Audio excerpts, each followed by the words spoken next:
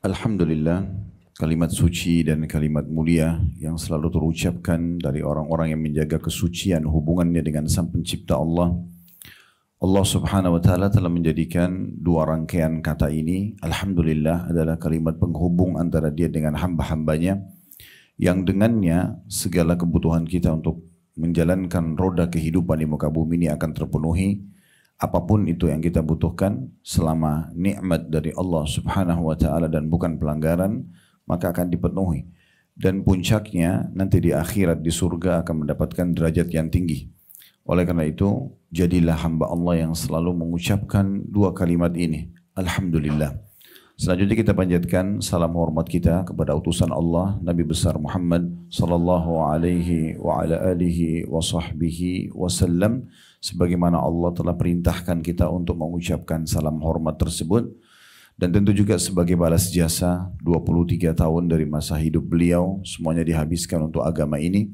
13 tahun fase Mekah dengan hinaan, cacian, puncaknya diusir dari kampung halamannya kota Mekah, dan kita tahu betapa pedihnya orang kalau diusir dari kampung halamannya, dan 10 tahun fase Madinah semuanya penyempurnaan agama sehingga sampai kepada kita agama yang mulia, agama Islami, dan kita bisa jadikan sebagai panduan hidup kita. Dan juga tentunya kita berharap apa yang telah dijanjikan dengan satu kali salam hormat kepada beliau akan dibalas dengan 10 rahmat Allah, dan rahmat Allah meliputi pengampunan dosa, peninggian derajat, pemenuhan kebutuhan, dan solusi dari permasalahan-permasalahan. Oleh karena itu, setelah memuji Allah, sangat wajar kalau kita selalu mengucapkan salam hormat kepada beliau.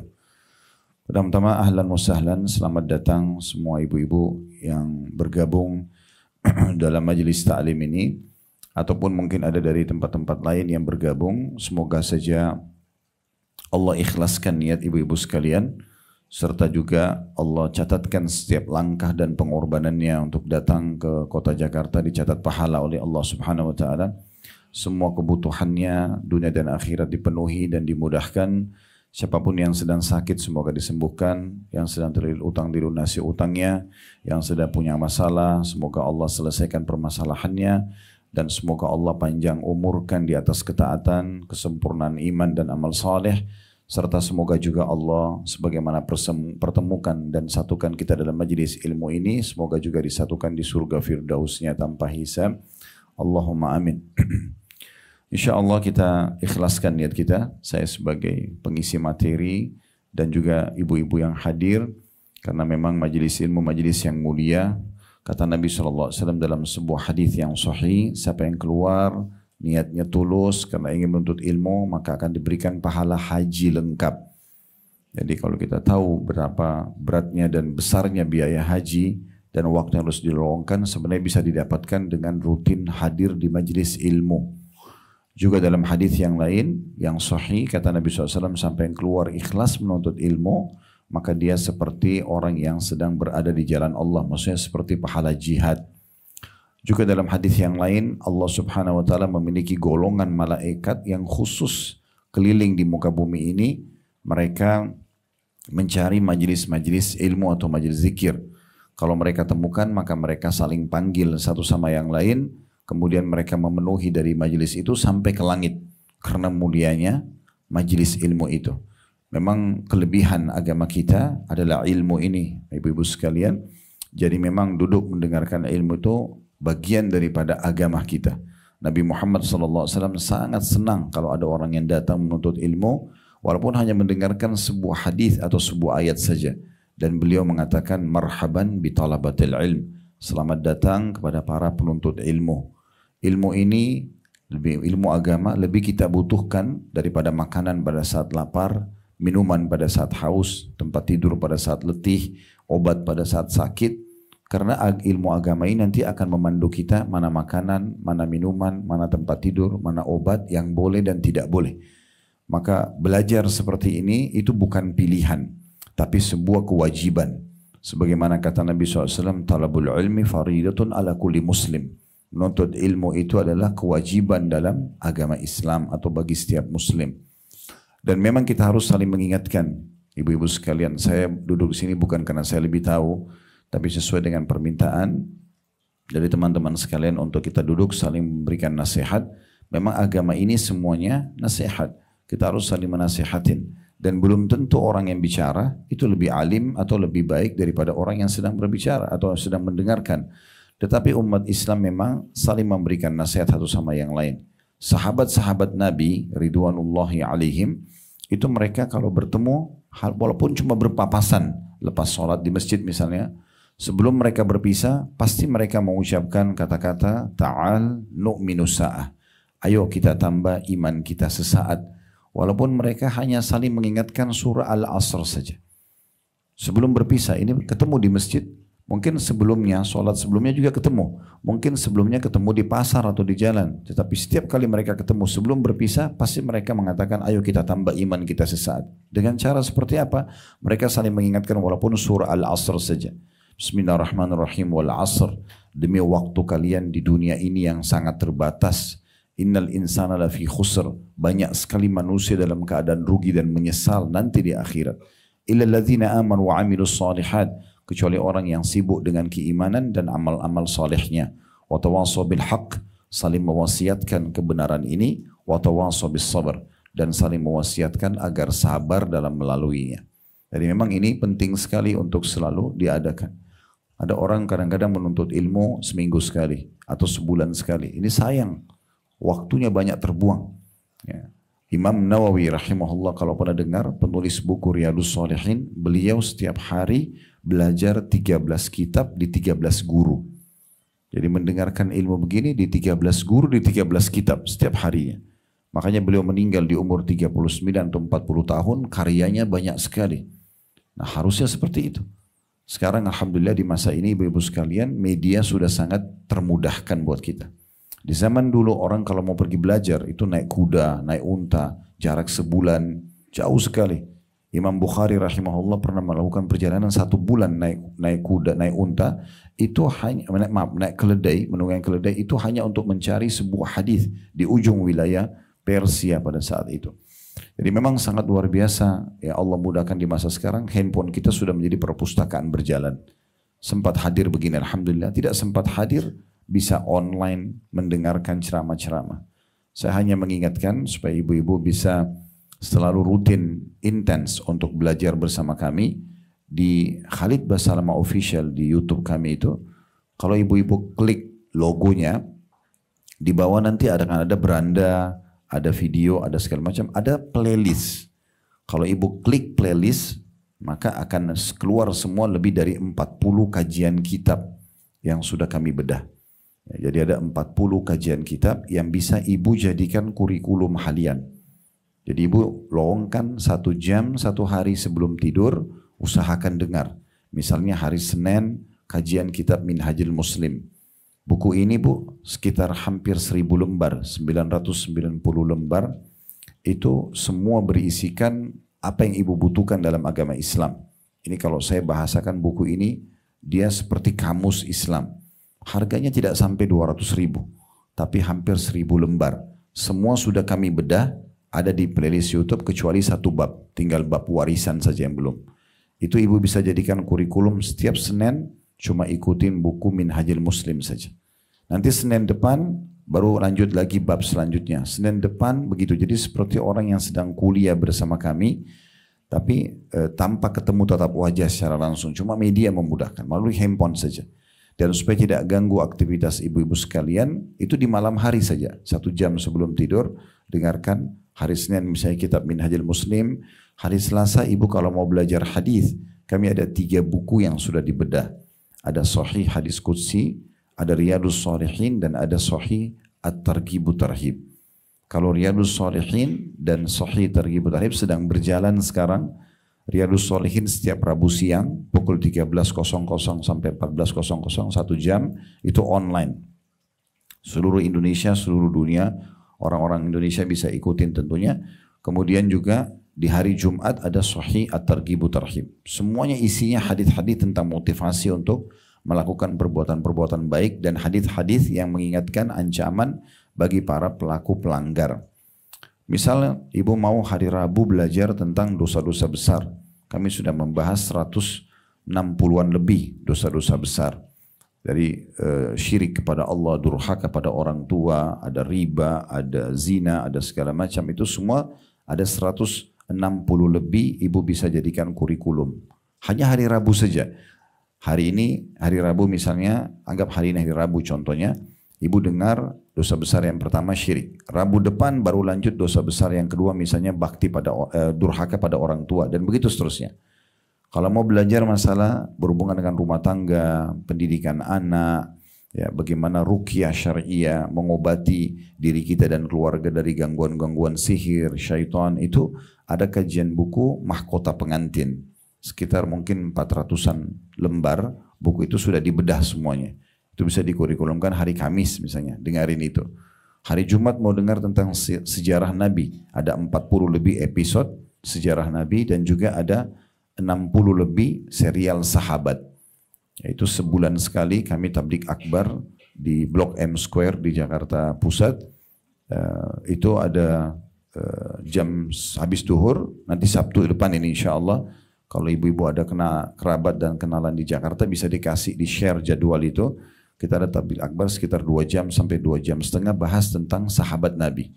Biografinya, kemudian bagaimana masuk Islamnya, apa keutamaan di dalam Islam dan pelajaran yang bisa diambil dari figur itu. Supaya kita selalu mengidolakan sahabat-sahabat yang memang hidup bersama Nabi Muhammad SAW. Jadi mereka langsung lihat Nabi, mereka makan bersama Nabi, mereka berperang bersama Nabi. Ini penting untuk dipelajari sejarahnya. Sudah ada 60 lebih, kurang lebih 67 atau 68 serial sahabat sudah dibedah. Itu bisa dijadikan kurikulum misalnya di hari Jumat. Hari Sabtu mau belajar tentang masalah yang lainnya cukup banyak, fikih, ada Bulughul Maram 1435 hadis sudah dibedah semuanya gitu kan. Hari Ahad misalnya mau bahas tentang yang lainnya cukup banyak, buku-buku akidah, buku-buku seperti ada kitab tauhid 66 bab sudah dibahas. Ibu mau belajar tentang surga dan neraka, itu ada buku kecil mungkin 20 ribuan atau sekian harganya, 30 ribu lah mungkin maksimal ya. Bukan tulisan saya, tulisan salah satu syekh di Saudi, itu bukunya judulnya Rasulullah SAW cerita tentang surga dan neraka. Ada 30 bab tentang surga, 33 bab tentang neraka. Itu ibu bisa dengarin di hari Ahad misalnya. Nah itu rutin, jadi seperti orang yang kuliah, cuma bedanya tidak ada ijazah, tidak ada ujiannya saja. Daripada kita dengarin ceramah, kemudian tidak sistematis, tidak ada rujukannya, tidak kontinu, maka kan kita seperti berserakan informasi itu. Nah ini bisa dikurikulumkan. Saya berapa kali ketemu sama banyak jemaah, termasuk kemarin waktu kami diundang di Amerika oleh orang-orang kita di sana, ada satu bapak bilang sama saya, Ustaz ini saya rutin dengarin ceramahnya. Terus dia liatin di handphonenya, memang penuh ceramah-ceramah kami, cuman yang diambil yang 2 menit, 1 menit.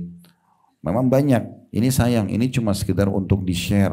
Dengar sebentar di-share. Ini belum belajar. Kalau mau belajar duduk 1,5 jam, 1 jam dengarin sehingga tuntas 1 bab, nanti pindah ke bab depannya. Nanti akhirnya ibu sadar atau tidak sadar 5-6 tahun ke depan sudah menyelesaikan buku yang sedang dibedah itu. Nanti bisa pindah ke buku lain.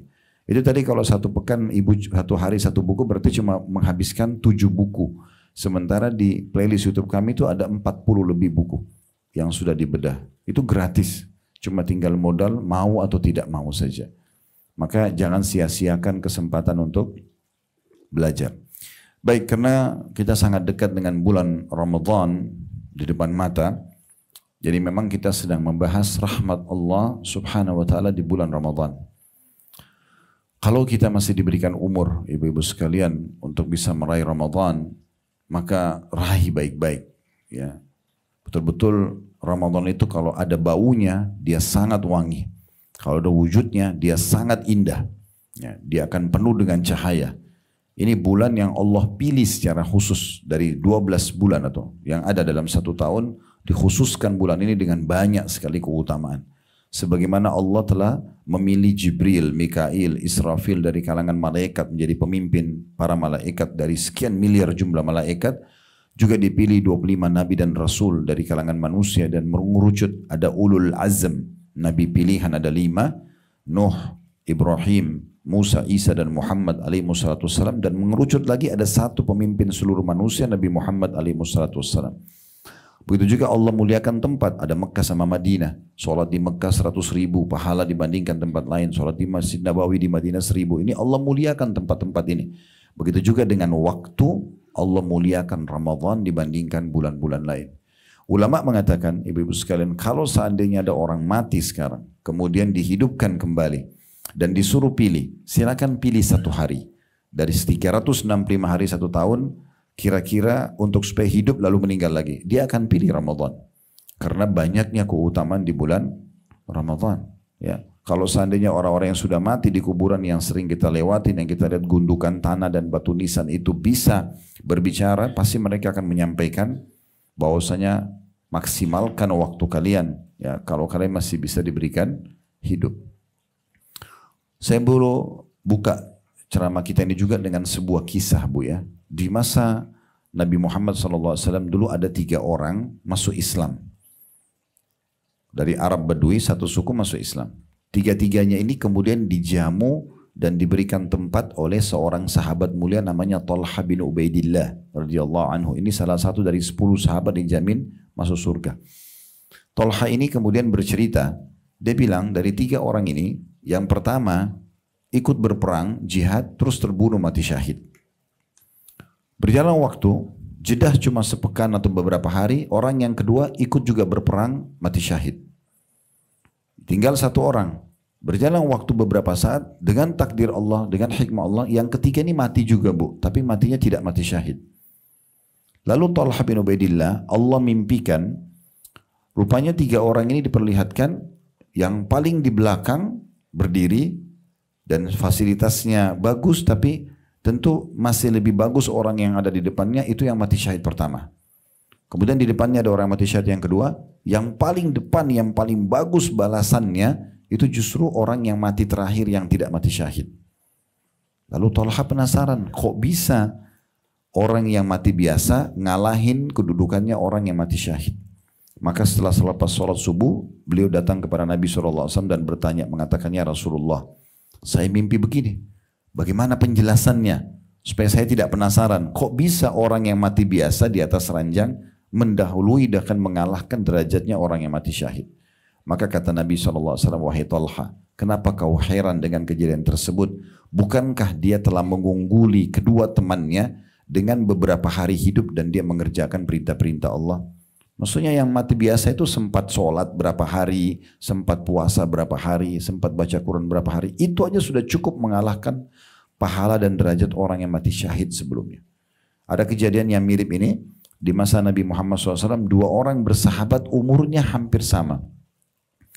Yang satu mati syahid, kemudian yang satu lagi meninggal seminggu saja, Bu, selisihnya. Seminggu kemudian dia meninggal, tapi matinya mati biasa.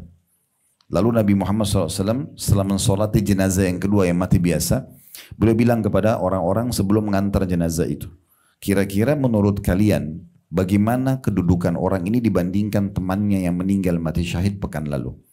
Maka semua bilang spontan, ya Rasulullah, semoga saja jenazah ini sekarang bisa meraih derajat temannya itu karena persahabatannya. Maksudnya apa? Pastilah yang mati syahid pekan lalu lebih baik derajatnya. Semoga ini karena bersahabat sama itu, ini bisa diangkat ke derajatnya yang itu. Gitu. Maka Nabi SAW mengatakan, ketahuilah demi zat yang jiwaku dalam genggamai, maksudnya demi Allah, ini yang baru kita solati, derajatnya di surga lebih tinggi daripada yang mati syahid pekan lalu seperti langit dan bumi. Karena dia sempat tambah sholat 1 minggu saja. Dia sempat puasa 1 minggu, dia sempat zikir 1 minggu, itu saja. Berarti kalau kita masih diberikan umur oleh Allah, itu mahal sekali. Walaupun hanya hitungan detik, hitungan menit dengan seseorang yang sudah meninggal sebelum kita, kalau kita bisa pakai zikir aja, subhanallah saja, astagfirullah saja misalnya, atau kita sempat sedekah uang kita, atau kita sempat senyum dengan muslim, atau jenguk orang sakit, atau bakti sama orang tua, apa saja kebaikan, itu sudah sangat luar biasa kelebihan yang bisa kita dapatkan. Oleh karena itu dengan datangnya Ramadan ini betul-betul kita harus maksimalkan, ya. Tepis semua was-was syaitan yang membuat kita berpikir, oh kalau Ramadan tiba saya harus puasa 1 bulan. Puasa ini, Bu, training kesehatan. Kalau badan kita ini robot, ya, kalau badan kita robot, ini mungkin sudah rusak karena kita makan pedas, makan asin, panas, dingin, tidak pernah berhenti. Apalagi yang tidak pernah puasa Senin Kamis, nggak puasa Iyamul Bid, ya 3 hari setiap bulan, Jadi dia 11 bulan selalu begitu. Apalagi kadang-kadang kita di Indonesia malam aja masih makan. Tambah lagi nasi goreng, tambah lagi mie goreng, pakai minyak. Ini kan luar biasa beratnya buat tubuh gitu ya. Maka Allah datangkan Ramadan 1 bulan itu terapi kesehatan. Itu terapi kesehatan. Jadi dia bukan penyiksaan sebenarnya. Jadi karat-karat di tubuh, di usus kita, sisa-sisa makanan, kotoran itu bakteri sebenarnya sedang dikeluarkan dengan puasa. Karena di masa-masa kita harus makan di siang hari, itu kita tidak pakai makan. Maka dikelolalah oleh tubuh kita lemak-lemak yang ada ya, dan dibersihkan. Sebenarnya sehat. Makanya orang kalau tiba Idul Fitri sehat-sehat saja. Kan kita sudah berapa tahun puasa tidak ada masalah. Tapi syaitan biasa menanamkan rasa persepsi itu. Oh nanti berat ya. Niat itu Bu, niat itu bahasa lainnya sugesti. Ya, bahasa lain sugesti. Jadi kalau ibu bilang pas sahur saya kayaknya nanti jam 11 lapar ya. Niatnya begitu. Sugestinya sampai jam 11 saja. Ya jam 11 lapar nanti. Tapi kalau cuma makan sebutir kurma, minum segelas air, tapi niatnya, sugestinya sampai azan maghrib, bisa tahan. Pernah lalui kan begitu? Jadi sebenarnya itu tinggal masalah persepsi kita saja. Jadi jangan anggap puasa itu adalah satu yang merupakan penyiksaan. Itu terapi. Dan di masa kita sekarang sudah cukup banyak terapi-terapi kesehatan untuk orang diet. Itu kan justru dengan puasa. Ya, itu.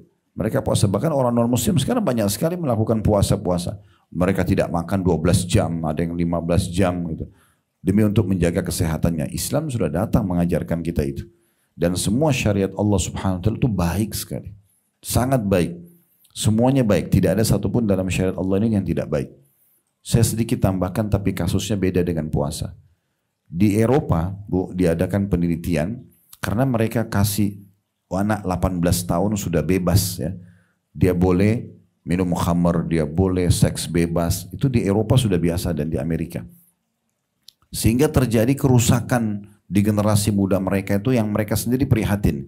Mereka mengeluarkan miliaran dolar hanya untuk meneliti bagaimana caranya memberhentikan anak-anak muda mereka yang sering sempoyongan di pinggir jalan, setiap malam mabuk, habis semua ditinggalkan prestasi sekolahnya, pekerjaannya terbengkalai hanya karena sering mabuk. Karena mereka sudah boleh mabuk di umur 18 tahun. Mereka adakan penelitian terus saja. Mereka tidak tutup khamarnya. Harusnya kalau khamar ditutup kan selesai. Tapi mereka biarin aja. Karena itu dianggap kebebasan. Ya udah, dibiarin. Jadi mereka pikir gimana caranya nih supaya bisa berhenti. Sampai akhirnya beberapa tahun lalu ada 2 orang dokter dari Rusia. Itu menemukan ternyata ada urat-urat saraf di punggung manusia. Itu pengaruhnya ada dengan ketagihan. Maka 2 dokter ini mengadakan penelitian dengan cara menggunakan tongkat atau alat pukul untuk memukul punggung orang-orang yang mabuk. Itu hitungannya antara 60 sampai 80 kali. Dan sekarang di Rusia klinik mereka itu hampir setiap hari penuh orang yang mau terapi kehilangan ketagihan minuman keras ya. Dicambuk bayarnya $100 satu kali terapi. Islam datang mengajarkan apa? Kalau pemabuk bagaimana dihukum? Dicambuk. Islam datang bukan dirajam. Kalau rajam orang berzina. Kalau orang mabuk itu dicambuk. Dicambuk 40 kali. 40 derah ya. Punggungnya. Ternyata itu ada hikmahnya. Yang kita ingin titik beratkan, semua yang Allah perintahkan itu Bu pasti baik. Semua yang Allah larang itu pasti buruk. Allah suruh kita amanah, tanggung jawab, bakti sama orang tua, jenguk orang sakit, bantu orang susah. Semuanya baik-baik. Yang tidak baik, bohong, menipu, menggunjing, memfitnah, mencuri, membunuh, semua tidak boleh. Berarti orang itu kalau ngikutin agama ini sebenarnya jadi bagus hidupnya. Kan gitu. Nah di antaranya tadi masalah puasa. Jadi ini sebenarnya bulan yang sangat luar biasa karena memang dia terapi kesehatan di antaranya. Baik, bulan Ramadan ini ibu-ibu sekalian adalah bulan yang memang setiap kali mau datang Nabi SAW selalu menyampaikan ya kepada para sahabat agar mereka menyambut Ramadan dengan baik. Ya, di dalam sabda beliau, sungguhnya telah datang kepada kalian bulan Ramadan, bulan yang penuh dengan keberkahan. Dalam riwayat lain, rahmat. Ya. Keberkahan itu apa maksudnya? Kecukupan. Allah cukupi kebutuhan kita di bulan Ramadan. Mungkin dengan sedikit buka puasa, sedikit makan sahur, udah cukup. Waktu kita lebih panjang. Karena biasanya yang kita pakai makan siang, sekarang kita tidak pakai makan siang. Kita lebih banyak aktivitas. Dan bulan Ramadan, dengan kita tidak sibuk dengan makanan dan minuman itu sebenarnya kita bisa lebih banyak beraktivitas. Nah seperti itu ya. Awal disyariatkannya bulan Ramadan itu tahun 2 Hijriah. Jadi di masa Mekah itu belum ada puasa Ramadan. Bulan Ramadan ada, tapi belum ada perintah puasa. Itu diperintahkan tahun 2 Hijriah. Tahun 1 Hijriah Nabi pertama hijrah ke Madinah itu belum ada puasa Ramadan, tahun kedua. Dan di saat itulah disyariatkannya perang Badr. Dan sahabat-sahabat Nabi lagi pergi berperang, itu ada yang puasa. Puasa tidak menghalangi mereka untuk beraktivitas. Kembali saya bilang tadi tergantung sugesti kita, niat kita. Kalau kita niat insya Allah baik, maka akan jadi baik. Gitu. Nah bulan Ramadan ini, bulan dimana kita harus memperbanyak ibadah kepada Allah Subhanahu Wa Taala, dimulai dari membaca Al-Quran. Tentu yang wajib-wajib dulu ya, itu jelas sholat sudah bisa lagi didiskusikan karena itu sudah pasti. Sekarang tinggal ibu tingkatkan kualitasnya. Kalau biasanya dengar azan masih aktivitas, sekarang Ramadan tingkatkan kualitasnya. Udah sebelum azan sudah wudu, begitu azan sudah tinggalkan semua aktivitas sholat. Nah itu kita tingkatkan kualitas ke situ. Kemudian kita masuk hal-hal yang disunnahkan, misal seperti membaca Al-Quran. Nah ini baca Al-Quran memang harus ibu jadikan program utama selama Ramadan. Dan Al-Quran memiliki 4 hak dari kita. Yang pertama ibu baca. Baca berurut ya. Mulai dari surah nomor 1 Al-Fatihah, surah nomor 2 Al-Baqarah, surah nomor 3 Al-Imran, surah nomor 4 An-Nisa, surah nomor 5 Al-Ma'idah, Al-An'am, terus gitu ya, Al-Anfal, Al-A'raf, terus sampai surah nomor 114 yaitu An-Nas. Ya. Jadi ibu urut baca sampai selesai ulang lagi. Itu hak pertama Al-Quran. Dan kata Nabi SAW, Iqra'ul Quran fa innahu ya'ti yawmal qiyamatu syafi'an li ashabi. Bacalah Al-Quran karena dia akan jadi penolong bagi pembacanya pada hari kiamat. Dia akan datang di hadapan Allah mengatakan, sungguhnya ya Allah, dia meninggalkan tidurnya ya, demi untuk membacaku di malam hari, maka berikanlah pertolongan kepadanya, maka Allah berikan pertolongan dengan itu. Dan juga Nabi SAW itu ya, sangat dermawan, ajwad. Ya, kata sahabat Nabi yang bernama Jabir radhiyallahu anhu atau Ibnu Abbas meriwayatkan ya, beliau mengatakan karena Rasulullah SAW ajwadun nas. Rasulullah SAW itu orang yang paling dermawan, suka sekali berbuat kebaikan, berbagi dengan orang. Wa kana ajwadu ma yakunu fi Ramadan hatta atuhina yalqahu Jibril. Dan beliau lebih dermawan lagi, lebih rajin lagi bersedekah di bulan Ramadan pada saat Jibril menemuinya. Wa kana yalqahu fi kulli lailatin min Ramadan fayudarisuhul Quran. Dan setiap malam Jibril datang menemui Nabi SAW dan mengajarkan kepada beliau Al-Quran. Ini berarti Nabi SAW jadikan program rutinnya sedekah dan baca Quran itu di Ramadan. Jadi membaca ini.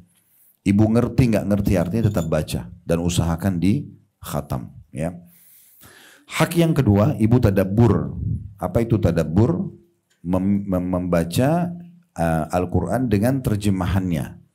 Tahu apa yang Allah titip pesan di situ. Minimal bu, surah yang biasa ibu baca. Masa ibu 20-30 tahun sholat, inna ata'ina nggak tahu artinya. Kan gitu. Wattini wazzaitun tidak tahu artinya. Tabbat yada tidak tahu artinya. Kan sayang banget. Sementara salah satu sebab kita khusyuk adalah ngerti apa yang kita baca. Al-Fatihah tidak tahu artinya misalnya, Al-Falaq tidak tahu artinya, An-Nas tidak tahu artinya, ini sayang sekali. Nah ibu pilih surah-surah dalam tadabbur ini yang ibu paling ingin baca, tahu terjemahannya. Misalnya ibu-ibu mau tentang perempuan ada surah An-Nisa, ada surah Maryam. Misalnya mau baca tentang nabi-nabi, ada surah Hud, surah Yunus, Yusuf, Ibrahim, ya. Kemudian Muhammad SAW ada surah Nabi-Nabi. Mau belajar tentang hari kiamat ada surah Al-Zalzalah, ada surah Al-Qiyamah. Mau belajar tentang misalnya hewan-hewan ada surah Al-Baqarah, sapi betina, Al-Ankabut, laba-laba, ada An-Naml, semut, ada Al-Fil, gajah. Kenapa Allah namakan dengan nama-nama hewan? Itu kan bisa kita belajar. Nah ini ibu tadabbur namanya. Nah jadi kalau tadabbur tidak harus berurut. Kayak tadi kalau kita baca dari surah pertama Al-Fatihah sampai An-Nas itu. Tapi ibu bisa pilih surah mana yang ibu suka. Kemudian ibu mulai membaca ayatnya sama terjemahannya. Ini cara tadabbur. Kemudian yang ketiga adalah haknya ibu hafal. Dan kalau tadabbur itu bisa 10 ayat per hari. Kalau 10 ayat per hari ini berarti ibu bagi habis subuh 2 ayat, habis duhur 2 ayat, asar 2 ayat, maghrib 2 ayat, 3, isya 2 ayat. Berarti 10 ayat per hari. Al-Quran itu 6.200 sekian ayat. Ya. 6.000 sekian ayat intinya. Nah kalau ibu baca 10 ayat per hari, anggap di Ramadan nanti mulai dari hari pertama, dan puasa kita 30 hari, berarti 10 kali 3, 30 itu berarti ada 300 ayat. Ya. Ibu sudah tadabbur, sudah baca dengan terjemahannya. Oh tahu apa yang Allah pesankan di situ. Kalau itu ibu lanjutkan setelah Ramadan 1 tahun ke depan, berarti 12 bulan ya, sampai Ramadan akan datang misalnya, berarti 300 ayat 1 bulan dikali 12 itu 3.600 ayat. Kurang dari 2 tahun ibu sudah selesai tadabbur semua ayat-ayat Al-Quran. Itu bagus sekali ya. Dan yang ketiga haknya adalah menghafal Al-Quran. Mulai sekarang ibu coba tambah hafalannya, ditambah ya, jangan surah-surah itu terus ya. Ditambah hafalannya, dan jangan selalu benarkan bisikan syaitan, oh saya sudah berumur kayaknya saya susah menghafal. Itu kan sugestinya negatif. Berapa banyak orang yang hafal Quran di umur 60 tahun, 70 tahun, mereka hafal Quran. Tidak ada yang menghalangi, yang penting mulai dulu. Mulai dulu, nanti bagaimana Allah sempurnakan itu biar Allah kasih taufiknya. Yang penting kita mulai dulu. Saran saya, kalau ibu mau mudah, ibu seperti tadi tadabbur. Hafal 1 hari 10 ayat saja.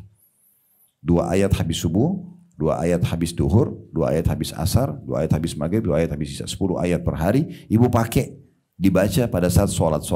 Kan gitu. Rakaat pertama 5 ayat, rakaat kedua 5 ayat. Besok tambah lagi. Kalau ibu baca misalnya di sholat subuh, kalau ibu tidak sholat di masjid, misalnya ibu sholat di rumah, rakaat pertama 5 ayat, rakaat kedua 5 ayat. Nanti sholat duha 2 rakaat misalnya, rakaat pertama 5 ayat, rakaat kedua 3. Ibu ulangin terus tuh.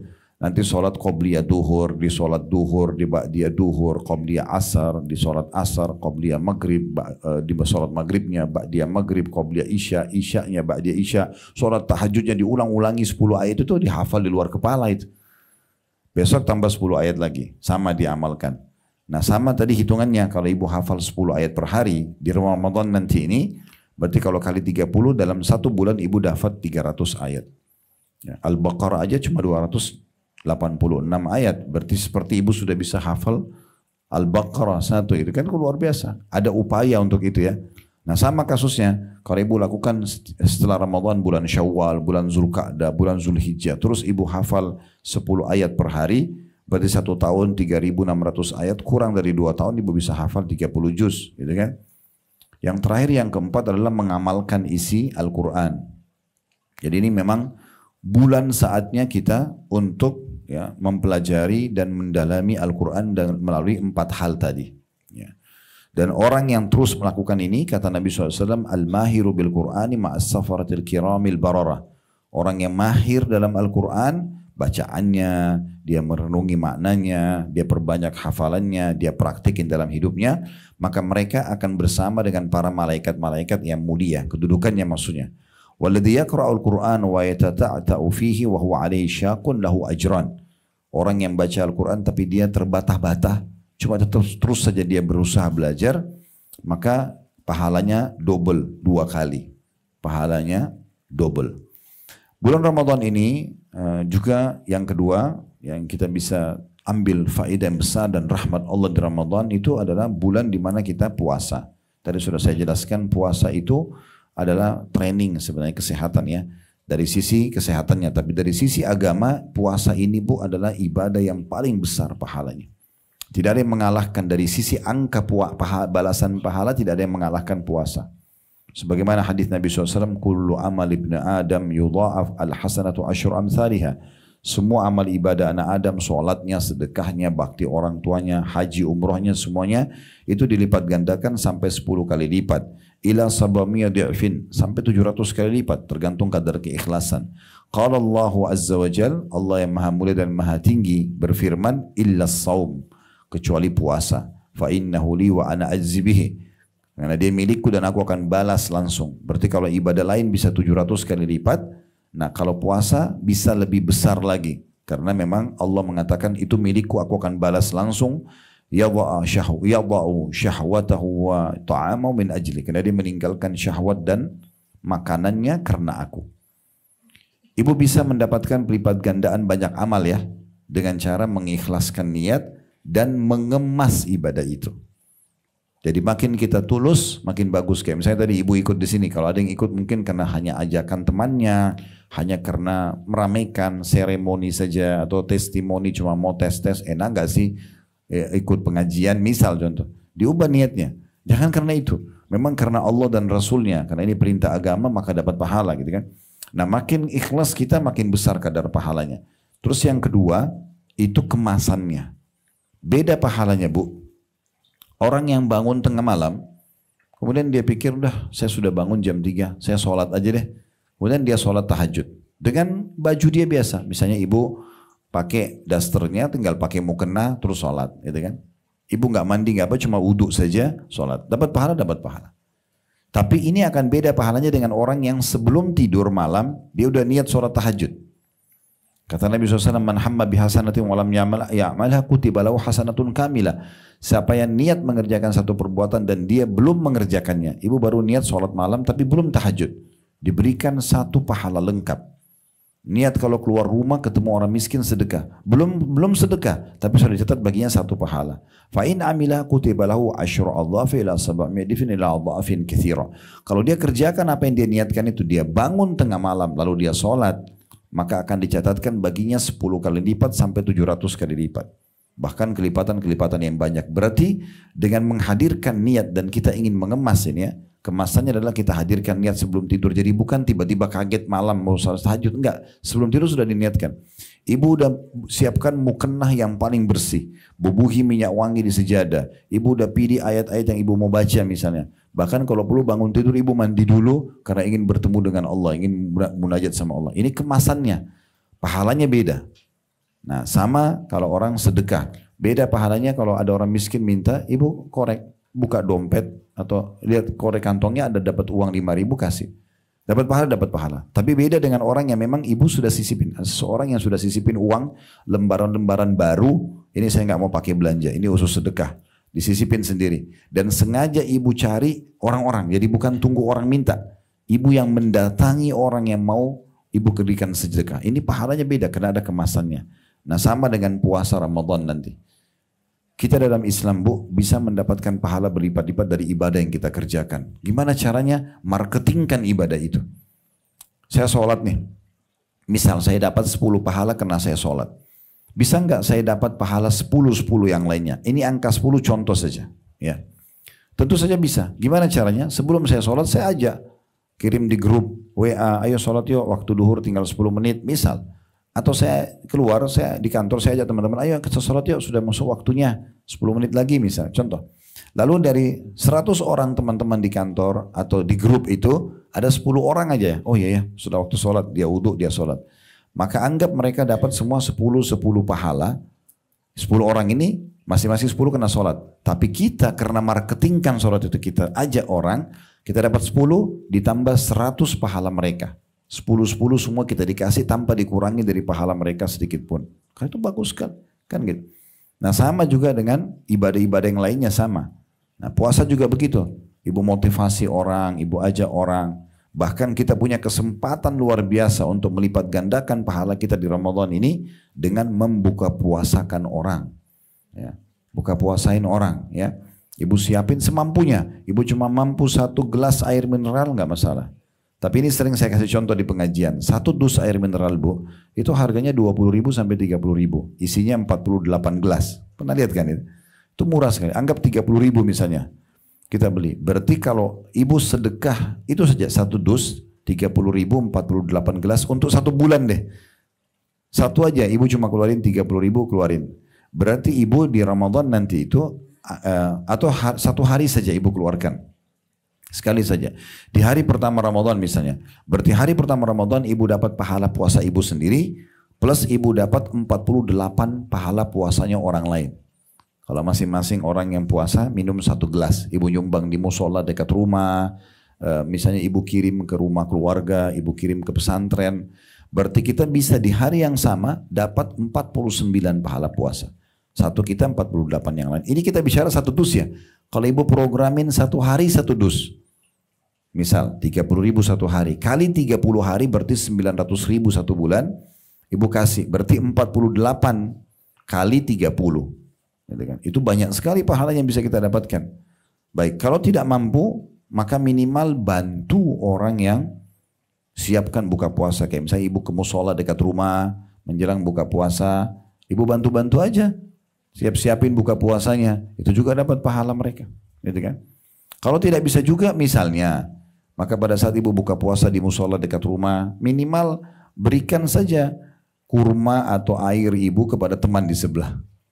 Ini loh, supaya saya dapat pahala kamu. Dia juga mungkin kasih kepada kita, kita juga dapat pahalanya. Ini modalnya cuma pindahin air doang. Kalau ini juga tidak mau, luar biasa. Nah, sayang sekali gitu, ya, tersia-siakan.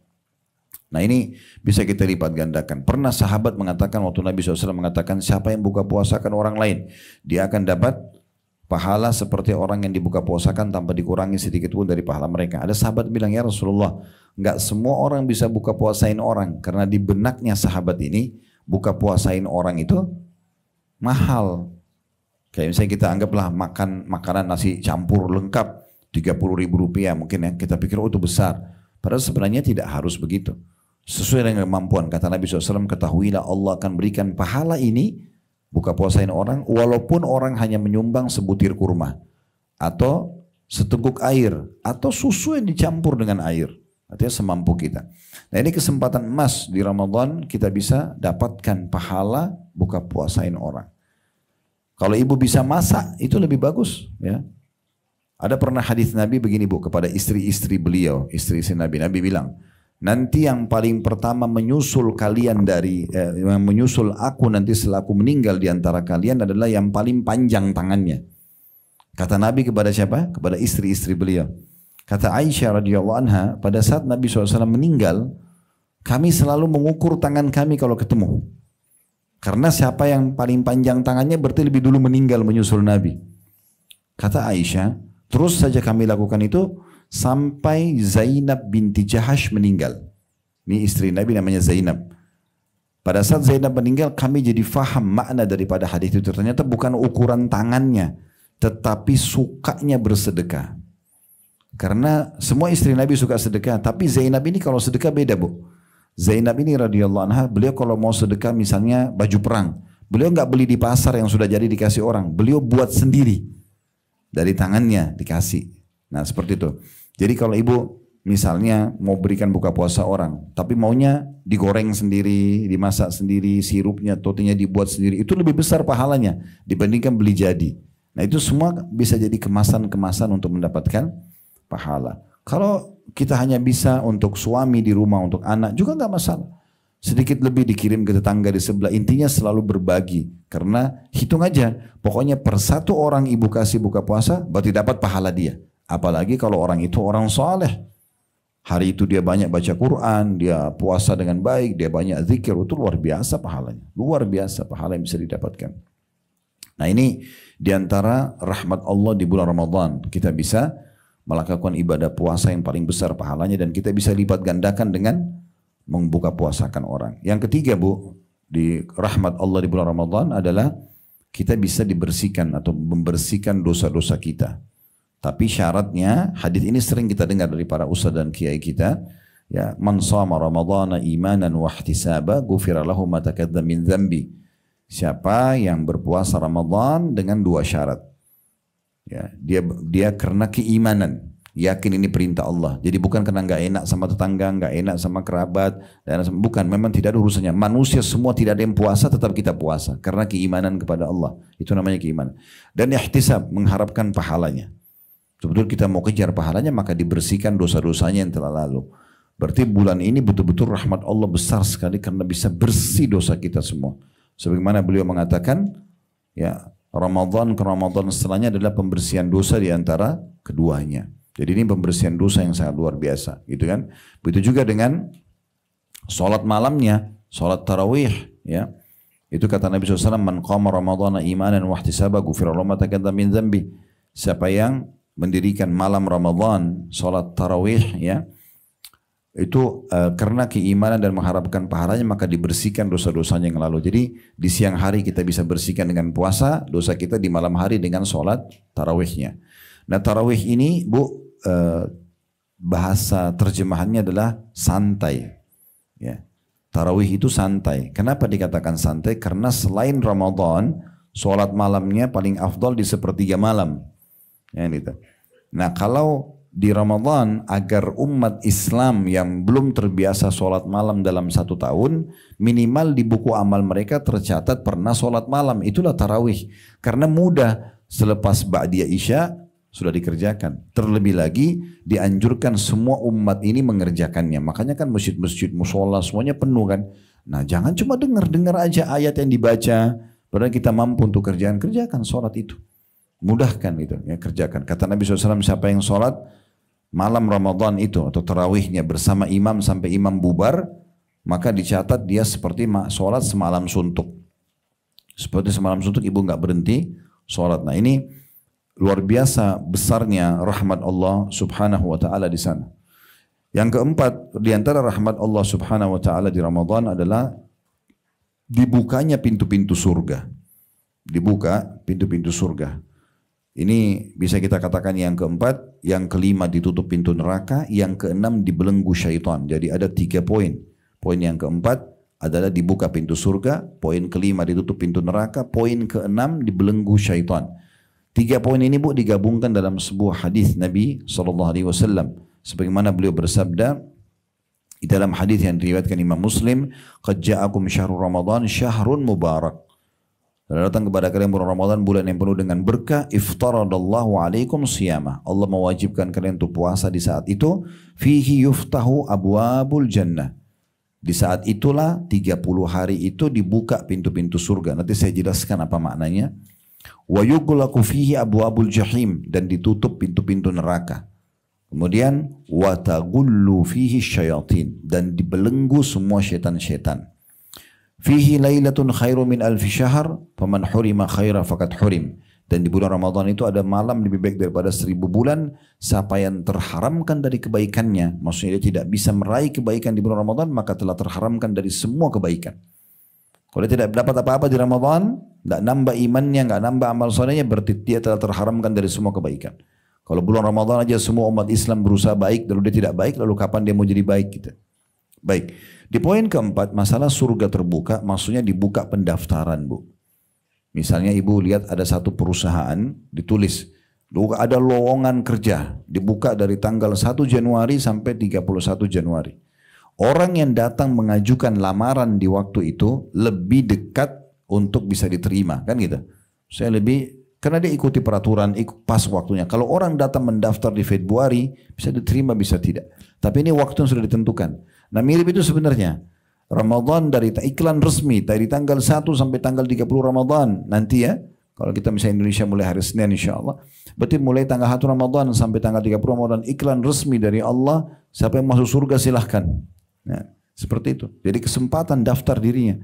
Karena di saat itu orang semua menjadi baik. Siang hari puasa, malam hari sholat. Di antaranya baca Quran, berzikir. Dan umumnya orang yang puasa itu kalau dia faham ini ya. Dia akan jauhkan dirinya dari noda-noda dosa. Jangan sampai nanti malah dengan dia buat dosa mencoreng ya puasanya. Seperti misalnya gosip orang, berbohong, nonton yang haram dan segala macam. Itu bisa membatalin puasa dia. Maka ditinggalkan semua. Otomatis berarti dia kerjakan ketaatan, dia tinggalkan yang dilarang. Ini akan lebih membawa dia ke dalam surga. Itu maksudnya pendaftaran ke surga. Yang kelima, rahmat Allah itu adalah ditutup pintu neraka. Jadi ditutup semua pintu neraka, artinya tidak ada lagi orang yang masuk neraka di saat itu. Ya, dan perlu ibu fahami, di bulan Ramadan kata Nabi SAW, itu ada orang-orang yang Allah bebaskan dari api neraka Bu. Dibebaskan dari api neraka, diistilahkan dengan utaqa'ur rahman atau utaqa minan nar. Ya. Orang-orang yang dibebaskan dari api neraka. Dan kata Nabi SAW, dan itu terjadi di setiap malam. Di setiap malam, dari malam-malam Ramadan. Nah, bisa kita hubungkan dengan tadi rahmat Allah yang kelima di bulan Ramadan, yaitu ditutup pintu neraka. Maksudnya ibu bisa kesempatan mohon kepada Allah agar kita selamat dan dihapus nama kita dari neraka. Karena sekarang ini Bu, di saat kita masih hidup, kita punya tempat di surga, punya tempat di neraka. Sampai nanti kita meninggal dunia. Kalau kita meninggal dalam keadaan muslim baik, kita masuk ke surga kita. Kalau kita meninggal dalam keadaan kafir, masuk ke neraka kita. Kan gitu. Jadi semua punya surga dan neraka. Nah, kita kesempatan Ramadan untuk menghapus nama kita dari api neraka. Mohon kepada Allah, ya Allah selamatkan aku, keluargaku, ya siapapun yang kita minta supaya diselamatkan dari api neraka. Yang keenam, dibelenggu syaitan. Syaitan kita tahu yang menyesatkan manusia. Belenggu itu berarti tangannya diikat, lehernya diikat, kakinya diikat. Coba bayangkan Bu, ibu kalau mau lomba lari ya sama seseorang yang jadi rival ibu, tapi kakinya diikat. Kita nggak usah lari, jalan aja, pasti menang. Kan gitu. Itu kalau diikat biasa, ini dibelenggu. Belenggu itu seperti ibu pernah lihat nggak orang diikat rantai, tapi ada besi besar. Nah itu dibelenggu itu ya. Jadi bukan cuma diikat biasa dia memang. Dia nggak bisa gerak. Lehernya pun ditahan, nggak bisa bergerak. Itu syaitan digituin sama Allah SWT. Di Ramadan saja.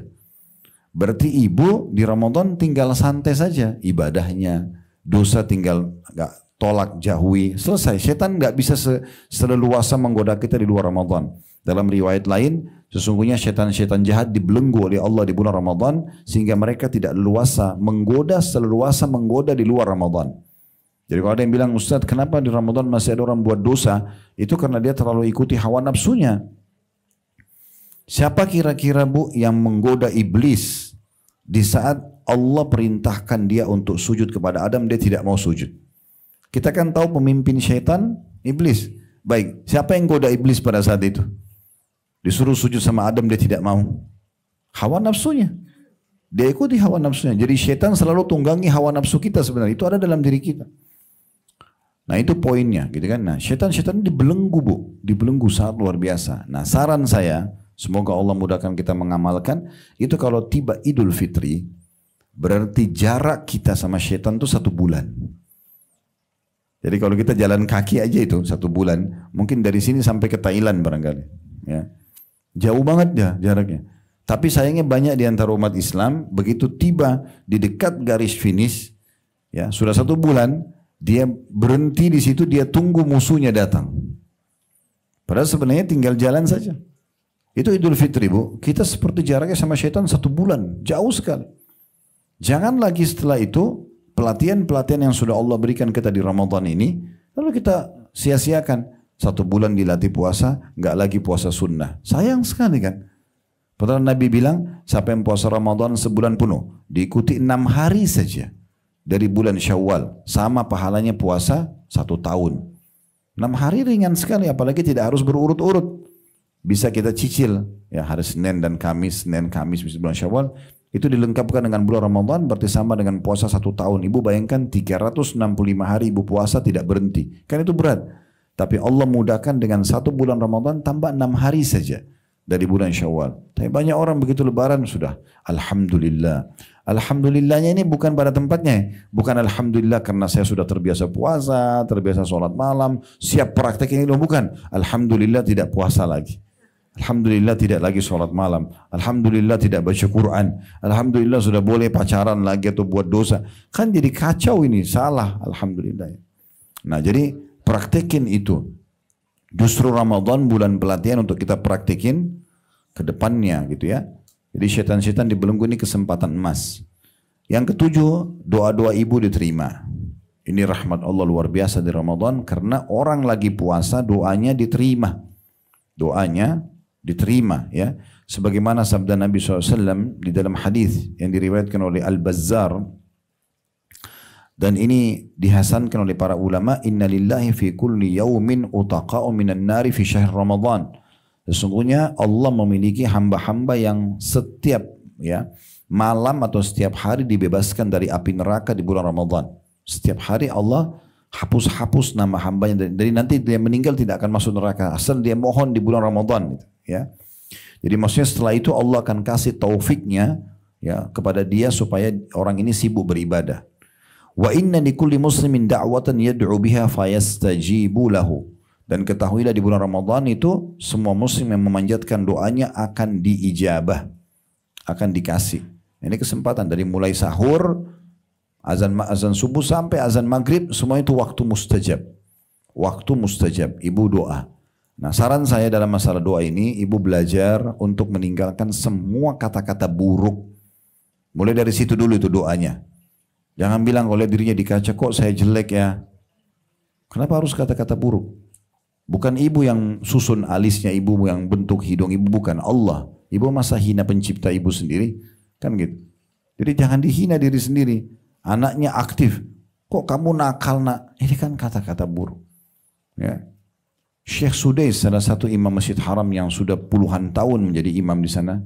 Tidak ada yang tidak kenal Abdurrahman Sudais, suaranya bagus sekali kan imam. Sekarang beliau ketua dua masjid mulia, Masjid Haram Mekah sama Masjid Nabawi. Beliau ditanya, diwawancarai sama salah satu TV di Saudi. Apa rahasianya? Kenapa Anda bisa menjadi imam haram yang sangat terkenal? Banyak imam-imam Masjid Haram Mekah, tapi tidak seperti Anda gitu, dikenal. Saya pernah ke Irian, Bu. Di pedalaman jauh sekali. Naik pesawat dari Jakarta ke Timika, Timika masih naik boat lagi 3 jam, 6 jam. Ke daerah Atsi, kalau nggak salah namanya di sana, jauh. Di sana ada satu masjid pinggir sungai, jauh sekali perjalanan, itu ada diputar Al-Quran menjelang sholat, suaranya Syekh Sudais. Saya sampai pikir, ini kalau Syekh Sudais tahu suaranya dilantunkan pun di tengah-tengah hutan, mungkin beliau bisa menangis nih, luar biasa. Tapi intinya waktu ditanya, Bu, apa rahasianya? Dia bilang doa ibu saya. Terus ditanya lagi, memang apa doa ibu? Ibu Anda doanya apa? Dia bilang, saya waktu kecil kalau saya nakal, aktif sekali, maka ibu saya selalu mengatakan, pergilah ke Masjid Haram, semoga kau jadi imam haram. Ini ibunya lagi marah nih. Tapi doakan anaknya, baik.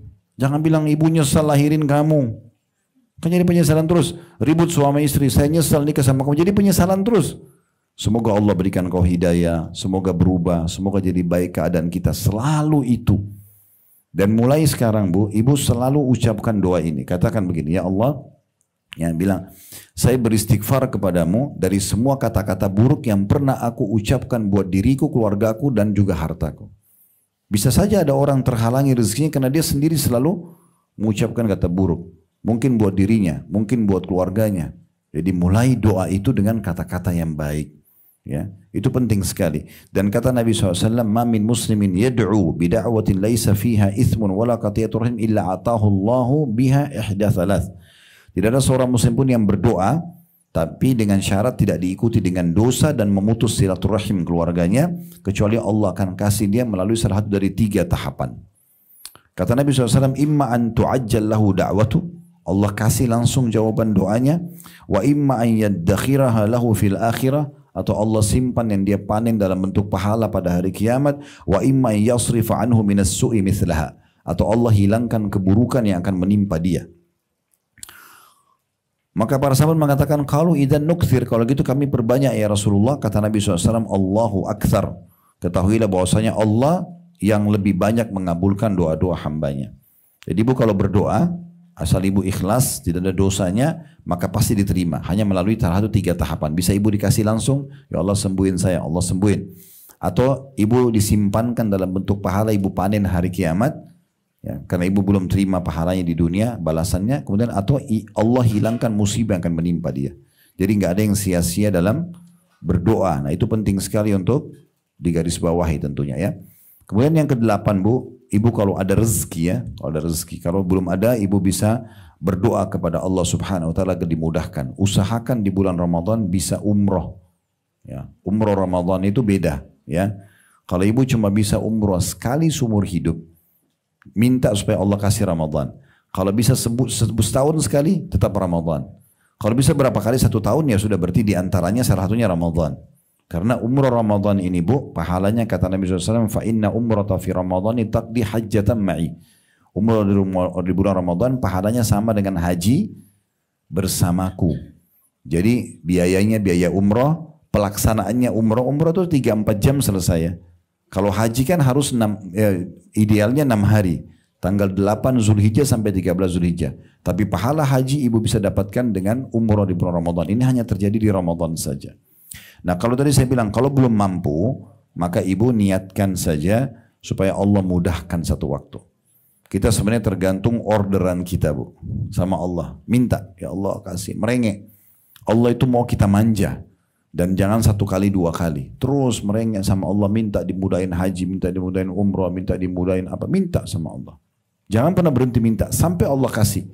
Allah itu sangat baik dan Allah akan memberikan. Dan kata Nabi SAW, kalau Allah mendengar doa yang indah dari seorang hamba, ibu merengek sama Allah, ya Allah berikan, ya Allah kasih, maka Allah akan menerlambatkan jawabannya. Allah tunda beberapa saat agar hamba itu tetap dalam doanya. Karena kalau ibu bilang, ya Allah sembuhin saya, ibu sakit, tiba-tiba sembuh, ibu masih berdoa? Enggak, umumnya orang misal ibu lagi sakit nih, ibu bilang, ya Allah sembuhin saya, terus penyakitnya sudah sembuh, orang berhenti. Mungkin doa lain, tapi doa untuk kesembuhan kan sudah tidak, ya kan? Maksudnya dalam hadis ini kata Nabi, kalau Allah dengar doa yang indah dari seorang hamba, ya Allah sembuhin saya, wahai zat Tuhan yang diimani keberadaannya, tidak ada Tuhan selain dia, kita puji-puji Allah, minta, maka Allah terlambatkan jawabannya beberapa saat saja, dengan tujuan agar hamba ini tetap dalam doanya, gitu ya. Dan dalam bab doa ini perlu ibu ketahui bahwasanya cara Allah memberikan kepada kita jawabannya itu sesuai dengan sunnatullah atau sistem yang sudah Allah buat. Contoh misal, ya Allah sembuhin saya. Pertanyaannya, apakah Allah akan lemparkan obat dari langit? Terus bagaimana caranya saya tahu kalau doa saya sudah diijabah? Ibu habis berdoa nih tahajud, ya Allah sembuhin saya. Allah terima nih. Besok ibu ketemu sama teman atau tetangga, ngobrol-ngobrol. Tidak sengaja ngobrolin penyakit kita. Lalu dia ngomong, oh ada dokter yang bagus di sana. Kita ke sana, konsultasi cocok, resep cocok, sembuh. Inilah ijabah doa kita. Allah nggak lemparin obat dari langit. Ya Allah mudahin jodoh saya. Allah nggak lemparin manusia dari langit. Tiba-tiba ada yang suka, ada yang melamar, ada yang begini, ada sinyalnya. Ya itu tandanya. Gitu kan? Ya Allah mudahin rezeki buat saya. Mungkin Allah nggak akan lempar uang dari langit, tapi Allah mudahin ada yang tawarin untuk kerjasama, ada yang tawarin produk, ada yang tawarin ini dan itu. Misal contoh, jadi pintu rezeki itu terbuka. Nah seperti itu. Yang kesembilan, kita sudah tidak asing dengan adanya Lailatul Qadar. Nah ini walaupun terjadi bu, di 10 malam terakhir, di malam-malam ganjil, bisa 21, 23, 25, 27 atau 29, tapi tetap saja ini kata sebagian ulama akan Allah berikan kepada orang yang memang merindukan malam itu. Memang dari awal Ramadan dia sudah sibuk ingin mempersiapkan diri di situ. Kalau orang yang bilang, ah sudahlah kayaknya terjadi di malam 25 atau 27, dia tebak-tebak saja. Nanti malam itu saja saya baru ibadah misal. Bisa saja Allah buat dia tidur. Dia nggak ibadah. Kan gitu. Tapi orang yang dari awal memang rindu dengan malam ini beda. Karena malam ini mahal sekali. Satu harinya, satu malam itu khairum min alfi syahr. Lebih baik daripada 1000 bulan. Kalau kita bagi jadi tahun ini, tepatnya 83 tahun plus 4 bulan. Ibu bilang begini, subhanallah, pas Lailatul Qadar. Selama kita hidup kan berarti kita akan lalui itu ya. Karena malam itu pasti terlalui kan gitu. Selama kita hidup. Misalnya dia terjadi di malam 27, kita masih hidup. Berarti kita pasti laluin. Cuma siapa yang Allah kasih taufiknya untuk beribadah. Ada banyak orang sibuk dengan beli baju baru, ada orang sibuk dengan ini dan itu, ada orang tidur, ada orang kumpul-kumpul, tidak ada manfaatnya misalnya. Dia tidak dapat taufik untuk ibadah kan gitu. Nah ini Allah akan kasih taufiknya kepada orang-orang tertentu. Terutama malam itu usahakan berdiri untuk sholat tarawih atau sholat malamnya. Karena kata Nabi SAW, man qama Lailatul Qadri imanan wa ihtisaba ghufira lahu ma taqaddama min dzambi. Siapa yang mendirikan malam Lailatul Qadar karena keimanan dan mengharapkan pahalanya, dibersihkan dosa-dosanya yang telah lalu gitu kan. Maka kita maksimalkan ini. Jadi ini sama dengan 83 tahun plus 4 bulan. Kalau ibu bilang misalnya subhanallah pas Lailatul Qadar. Maka sama dengan mengucapkan subhanallah 1000 bulan. Atau 83 tahun plus 4 bulan. Atau sedekah 1000 rupiah. Sama dengan kalau pas Lailatul Qadar sama dengan 1000 bulan bersedekah. Baca Quran sama semua pahalanya. Oleh karena itu ini kita harus kejar dan niatkan dari sekarang. Dari sebelum Ramadan supaya Allah berikan kepada kita keutamaan Lailatul Qadar yang luar biasa gitu ya. Dan jangan pilih-pilih malamnya bu ya. Jangan bilang oh kayaknya malam 27. Kayaknya malam 25. Karena Nabi SAW lebih mengatakan taharru Lailatul Qadri fil witri min ashril awakhir min Ramadan. Kejar Lailatul Qadar itu di malam-malam ganjil dari 10 terakhir Ramadan. Berarti bisa malam 21, malam 23, malam 25, 27 atau 29. Maka dia bisa berkisar di situ. Maka jangan disia-siakan. Kerjakan semua kebaikan-kebaikan di waktu itu. Allahu a'lam. Dan kita berdoa kepada Allah Subhanahu wa taala semoga Allah jadikan apa yang sudah kita pelajari bermanfaat. Allah panjangkan umur kita di atas ketaatan dan juga sempurnaan iman dan ilmu. Allah berikan kita maksimal ya umur yang Allah berikan kepada hamba-hambanya yang saleh, yang cukup panjang, semuanya dengan ketaatan kepadanya. Semoga Allah terima seluruh amal yang pernah kita kerjakan. Dengan pahala sempurna, Allah maafkan semua dosa-dosa kita. Allah menjaga ketentraman, kedamaian, persatuan dan kesatuan serta kemerdekaan negara kita. Allah berikan kita dan negeri kita yang tercinta Indonesia ini sampai hari kiamat nanti pemimpin-pemimpin yang baik, yang amanah, menjalankan tugas dengan baik. Serta juga Allah jadikan negara kita makmur, serta maju dan menjadi contoh bagi negara-negara yang lain. Tidak pernah lupa kita doakan saudara-saudara kita dimanapun yang sedang tertindas, terutama di hari-hari sekarang di Palestina dan khususnya di Gaza dan Rafah. Semoga Allah SWT ikhlaskan niat mereka, terima para syuhada mereka, mulakan Islam di tangan mereka dan tangan kita semua, dan semoga Allah ikut sertakan kita bersama mereka di pahala, baik dengan doa, dengan harta juga dengan jiwa kita, dan semoga Allah satukan kita semua di surga Firdausnya tanpa hisab, mana disatukan dalam majlis ilmu yang mulia ini. Allahumma amin. Wa sallallahu ala nabiyina Muhammadin wa alihi wa sahbihi wa sallam, wa akhiru da'wani alhamdulillahi rabbil alamin. Subhanakallahumma bihamdika asyhadu an la ilaha illa anta astaghfiruka wa atubu ilaik. Wassalamualaikum warahmatullahi wabarakatuh.